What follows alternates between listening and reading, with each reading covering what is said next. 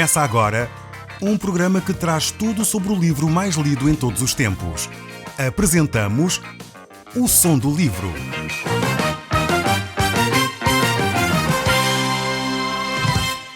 Seja muito bem-vindo. Neste podcast vai encontrar o livro mais conhecido e lido em todo o mundo.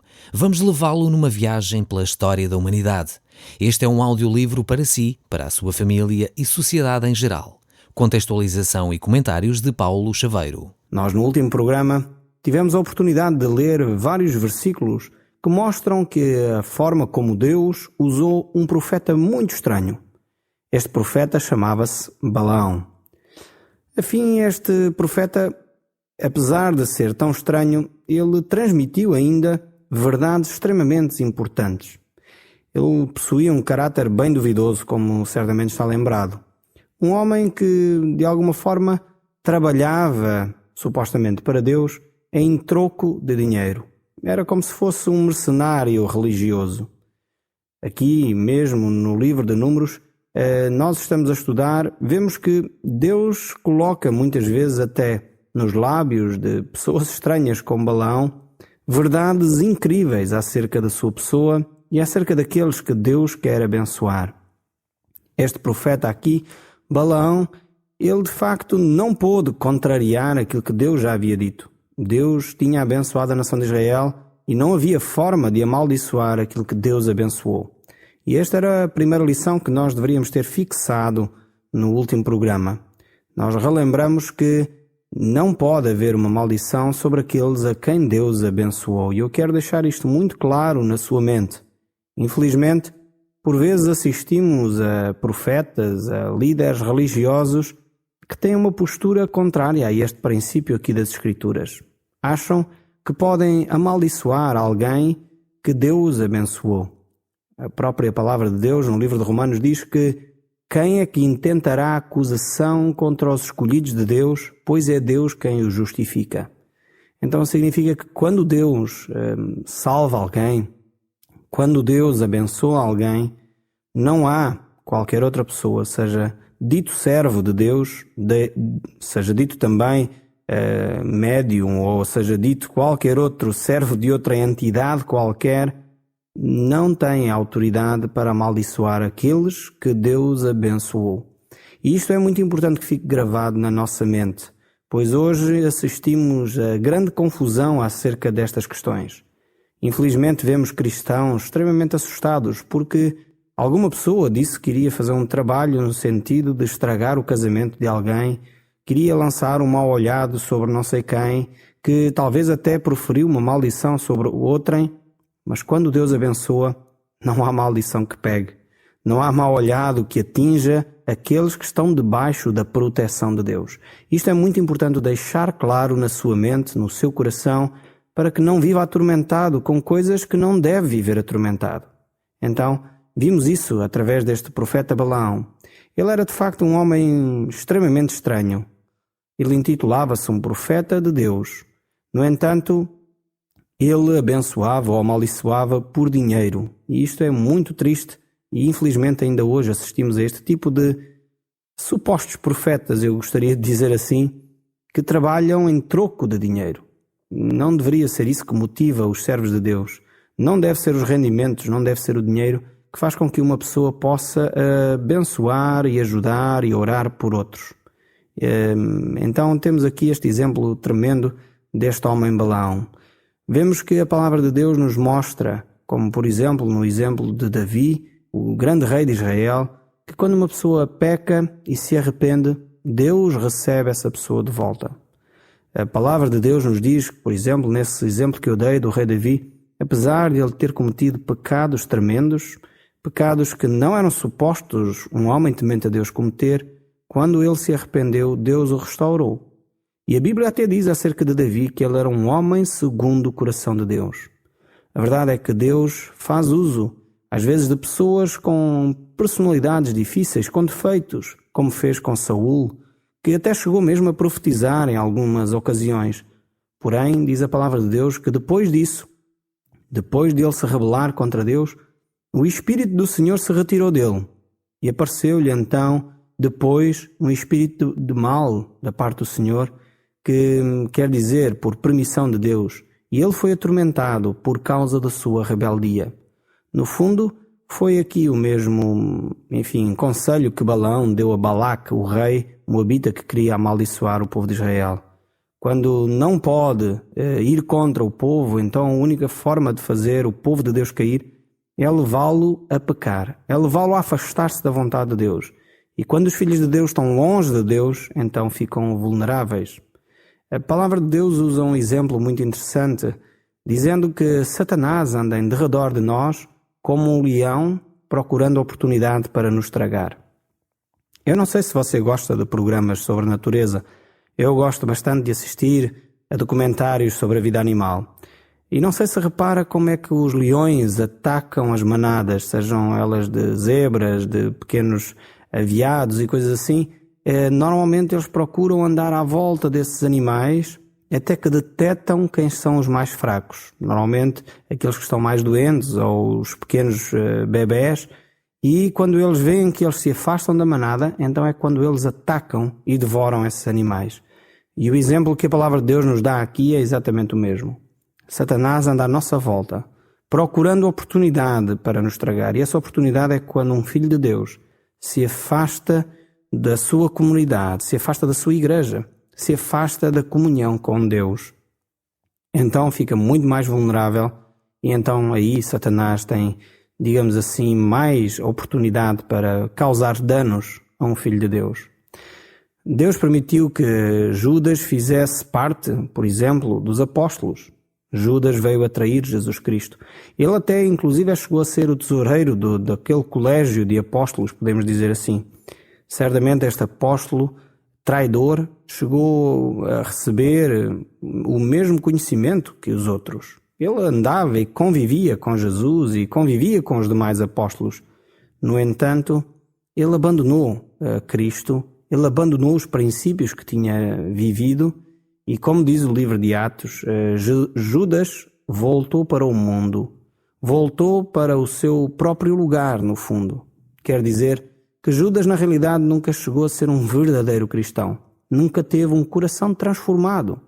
Nunca teve a vida eterna como os demais apóstolos. Mas, no entanto, encontrava-se lá, no meio deles. Recebeu as mesmas instruções, viu os mesmos milagres, viu o poder de Jesus. Mas ele nunca chegou realmente a pertencer àqueles que são filhos de Deus. No Novo Testamento, Balaão é considerado um profeta apóstata. Um profeta que perdeu os direitos de profeta por amor ao prémio de injustiça. Ou seja, ele trocou, como Esaú, não sei se está lembrado da história de Esaú, que era irmão de Jacó, que trocou o direito da primogenitura por um prato de lentilhas. Ou seja, este Balaão trocou aquilo que era o seu ministério, a sua relação com Deus, aquilo que Deus fazia através dele, por dinheiro. E isto é muito triste. Quando alguém se vende, seja ele religioso ou não, seja ele político, seja ele empresário, seja ele o que for, quando alguém se vende, é extremamente triste. Hoje nós vamos ver a última profecia que ele deu a respeito da nação de Israel. Nós sabemos que Balaque, rei dos Moabitas, pagou a Balaão como profeta para ele amaldiçoar o povo de Israel, pagando-lhe um bom dinheiro para isso. Mas Deus impediu Balaão de realizar esse mau intento. O profeta Balaão fica, como podemos dizer assim, em cima do muro. Fica balançado entre executar aquilo que Deus tinha mandado, decretado, ou tentar amaldiçoar o povo porque tinha sido pago para isso. Mas certamente este profeta não tem condições de fazer aquilo que Deus não permite. Deus havia proibido expressamente que este profeta amaldiçoasse o povo de Israel, pois tinha sido o próprio Deus que o havia abençoado por amor a Abraão, Isaque e Jacó. Essas promessas Deus as iria manter e Balaão não teria a oportunidade de contrariar aquilo que Deus havia dito. No entanto, ele maquinou uma estratégia para poder agradar a Balaque, este rei dos Moabitas. Ele sabia que o povo tinha uma fraqueza. A fraqueza do povo era, no fundo, na sua própria relação com Deus. Quando eles se afastassem da relação com Deus, então eles ficavam vulneráveis. Então eles perdiam, de alguma forma, essa comunhão com Deus, e era por aí que Balaque deveria então entrar e tentar destruir assim a nação de Israel. Balaão sabia isso e por isso foi exatamente o que ele aconselhou a Balaque que ele fizesse. Criasse então uma forma de levar o povo de Deus a se afastar das orientações que Deus havia dado. Eu penso que, de facto, muitas vezes isso acontece também com os cristãos. Infelizmente, nós caímos e nos afastamos de Deus. Não é possível alguém amaldiçoar também os filhos de Deus. Os filhos de Deus, quando estão abençoados, e eu já citei vários textos neste programa, mostrando claramente isso. Não há forma dos filhos de Deus serem amaldiçoados quando Deus os abençoou. E muitas vezes também essa ideia de que nós somos amaldiçoados por herança familiar e tudo mais. O livro de Ezequiel, capítulo 19, eu sugiro que o leia com calma em casa, mostra claramente que isso não pode suceder dessa forma. Aquele que peca, diz o texto bíblico, é responsável. Esse morrerá, diz o texto. Não mais visitarei a maldade dos pais nos filhos, diz o texto bíblico também. Então, há aqui algo que nós precisamos transformar na nossa mente. Precisamos de entender que o nosso relacionamento com Deus é importantíssimo e a única forma de, se posso dizer, sermos amaldiçoados, com muitas aspas, é quando nos afastamos da comunhão com Deus. Aí sim, quando um cristão se afasta da vontade de Deus, então Satanás e os seus demónios começam a ter mais poder sobre a nossa vida. E é aí que nós temos que vigiar.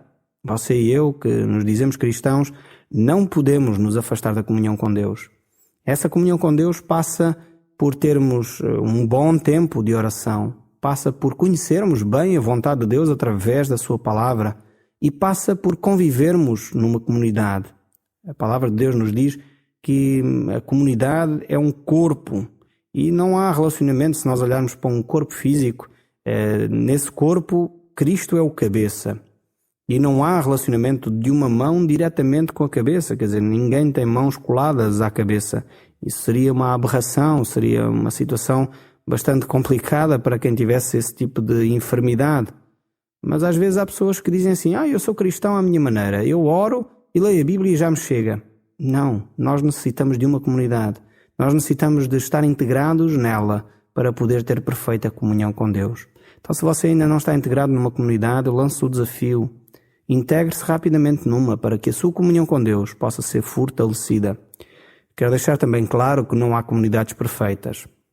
Talvez você se afastou de alguma comunidade cristã, de uma igreja, de uma associação, simplesmente porque lá as pessoas não eram talvez tão simpáticas como acharia, como deveriam. Mas eu quero dizer que você nunca vai encontrar uma comunidade perfeita.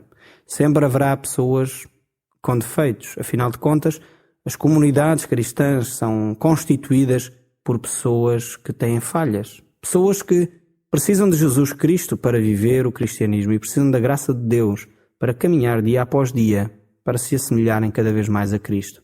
Então, se você não tem uma comunidade cristã onde está integrado, procure uma, o mais rápido possível, perto de sua casa, e comece a frequentar essa comunidade. Pois só assim a sua comunhão com Deus, a sua intimidade com Deus vai crescer. Porque a palavra de Deus, como eu disse, desafia-nos a perceber que a igreja, a comunidade, é como um corpo onde os membros estão interligados e necessitam uns dos outros para que esse corpo funcione. Assim é a Igreja de Cristo. Mas voltando aqui ao texto de Números, vamos começar então por ler no verso 15, no capítulo 24. Se você tem a sua Bíblia, pode abrir então em Números 24 e nós iremos ler a partir do verso 15. Diz assim o texto bíblico: E Balaão recitou o seguinte poema: Mensagem de Balaão, filho de Beor, homem de olhar penetrante. Mensagem daquele que recebe a revelação de Deus e visões da parte do Todo-Poderoso, que conhece os planos do Altíssimo e que entra em êxtase e vê com mais clareza. Estou a ver o que acontecerá mais tarde, num futuro ainda distante. Uma estrela de Jacó vai dominar. Vai erguer-se um cetro de Israel, que há de esmagar a cabeça aos moabitas e destruir os nómadas descendentes de Set. Conquistará a região de Seir, apoderando-se do país dos edomitas, seus inimigos. Israel ficará rico, e Jacó há de mandar em todos eles e acabará com os sobreviventes da capital. Ora, meu caro amigo, o texto aqui está a ser proferido 1500 anos antes de Jesus nascer. E esta profecia aqui de Balaão refere-se exatamente a Jesus Cristo. Jesus é essa estrela de Jacó, que subiria com um cetro que na realidade manifesta que Jesus Cristo é Rei. E talvez você está lembrado dos textos bíblicos que normalmente são anunciados no Natal acerca do nascimento de Jesus, que vieram reis do Oriente e vieram para visitar Jesus, sendo eles guiados por uma estrela que os levou até onde Jesus estava, guiados por essa estrela que procede de Jacó. Eles foram até Belém adorar a Jesus, entregando-lhes ofertas de ouro, incenso e mirra. Diz aqui que ele será dominador.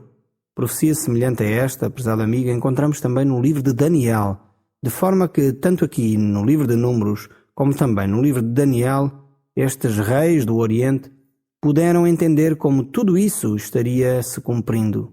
E foi assim que eles foram levados até Belém para adorar Jesus. Esse Jesus que era o Rei de Israel. Agora lemos ainda em Números 24, verso 25, onde praticamente termina a história de Balaão. Encontra-se outras passagens na Bíblia também que referem-se a esta história, referem-se a este homem. E basicamente a história dele termina por aqui. Diz então o texto bíblico neste capítulo, verso 25. Depois disto, Balaão pôs-se a caminho da sua casa e Balaque foi-se também embora. Certamente Balaão não estava satisfeito e certamente Balaque muito menos, pois não tinham conseguido os intentos que desejavam. Nós vemos aqui que apesar do texto terminar a história de Balaão com Balaque, vamos encontrá-lo de novo em Números capítulo 31, verso 8, onde diz o texto bíblico: E mataram a todo o homem feito, mataram além dos que já foram mortos os reis de Midianitas, Evim, Requém, Izur, Ur e Rebá, 5 reis dos Midianitas, também Balaão, filho de Beor, mataram à espada. É interessante ver que o texto ali diz que ele foi embora. Por outro lado, ele não deveria ter ido embora para muito longe, pois quando o povo de Israel entrou na terra, Balaão ainda lá estava e foi também morto com estes reis que estavam a impedir e a querer vingar-se de Israel. Então vemos que este homem ficou de facto talvez estraçalhado porque não conseguiu os seus intentos, que era amaldiçoar a nação de Israel. Mas de facto ele conseguiu pôr a nação de Israel numa posição fraca, pois o conselho que ele havia dado era que os moabitas entrassem e se relacionassem com o povo de Israel de forma a levá-los a adorar a ídolos. Isso nós encontramos no livro do Apocalipse, no capítulo 2, no verso 14, que diz assim: Tens aí os que sustentam a doutrina de Balaão, o qual ensinava a Balaque a armar ciladas diante dos filhos de Israel, e a comerem coisas sacrificadas aos ídolos e a praticarem a prostituição. Nós já comentámos que esta era a estratégia que Balaão de facto tinha para destruir a nação de Israel. As mulheres moabitas então envolviam-se sexualmente com os homens de Israel e conduziam-nos depois de uma forma muito amistosa, entre aspas, a que eles pudessem então fazer cedências, não serem, entre aspas, tão fanáticos com o seu Deus. Então poderiam fazer cultos aos ídolos delas também. E foi assim que Balaão inventou e arranjou essa estratégia para afastar o povo dos caminhos de Deus. Vamos ver o que acontece no capítulo 25, verso 1 em diante. Estando os israelitas em Sitim, alguns começaram a deixar-se arrastar pelas mulheres de Moabe, que os convidavam a comer das carnes dos sacrifícios oferecidos aos seus deuses e a inclinarem-se diante deles. Os israelitas associaram-se ao culto do deus Baal Peor, e o Senhor ficou muito irritado com os israelitas. O Senhor disse então a Moisés: manda matar todos os chefes do povo na minha presença à luz do dia, e eu deixarei de estar irritado com os israelitas. Moisés disse aos responsáveis de Israel que cada um mate os homens do seu grupo que se associaram ao culto do deus Baal, de Baal-Peor. Vemos aqui como Balaão não conseguiu destruir e amaldiçoar a nação de Israel, mas com esta estratégia ele infiltrou, de alguma forma, o mal, afastando então o povo de Deus dos princípios que Deus havia dado ao seu povo. Este profeta Baal era de facto um profeta que vamos encontrar várias vezes depois, mais para a frente nas Escrituras, e onde se praticava todo tipo de sacrifícios. Era um profeta, era um Deus, enfim, que até onde muitas vezes se colocavam sacrifícios humanos nas suas mãos. Então Deus não se queria associar com esse tipo de situação. E hoje em dia, infelizmente, ainda vemos que alguns cristãos acham que, seguir a Deus muito bem, mas também não faz mal nenhum ter umas filosofias e umas práticas que misturam outras posturas e outras crenças pagãs no cristianismo. De facto, Deus não vê assim as coisas. Quando servimos a Deus, devemos fazê-lo de uma forma exclusiva. O livro de Números que estamos a ler, no capítulo 25, verso 6 em diante, continua e vai falar de uma forma muito frontal acerca do que estava a acontecer. Diz assim o verso: naquele momento chegava um israelita que trazia consigo para a sua tenda uma moabita, mesmo à frente de Moisés e de toda a comunidade, enquanto estes se lamentavam à entrada da tenda do encontro. Ao vê-lo, Finéias, filho de Eleazer, neto do sacerdote Araão, levantou-se no meio da comunidade e, com uma lança na mão, entrou na tenda daquele israelita, imediatamente atrás dele, e atravessou-o com a lança a ele e à dita mulher. E a mortandade entre os israelitas só terminou quando já tinham morrido 24.000 pessoas. O Senhor disse a Moisés: o sacerdote Finéias, filho de Eleazer e neto do sacerdote Araão, zelando pelos meus interesses entre os israelitas, fez com que cessasse a minha irritação contra eles e impediu que eu acabasse com eles por esse motivo. Nós vemos que aqui o povo já estava numa atitude tão despreocupada quanto aos princípios de Deus, que este homem aqui não se importava de, à frente de toda a comunidade, levar uma prostituta para a sua casa e ter relações sexuais com ela. A atitude era de um desleixo completo pelos princípios que Deus havia dado, que estes homens já não tinham a menor preocupação com isso. E foi exatamente por causa disso que Finéias agiu de uma forma tão drástica, terminando com o pecado que já estava disseminado como um cancro em toda a comunidade. Nós, no próximo programa, iremos continuar a olhar para o povo de Israel e a tentar perceber como é importante nós mantermos estes princípios na nossa vida. O Som do Livro, uma produção da Rádio Transmundial de Portugal.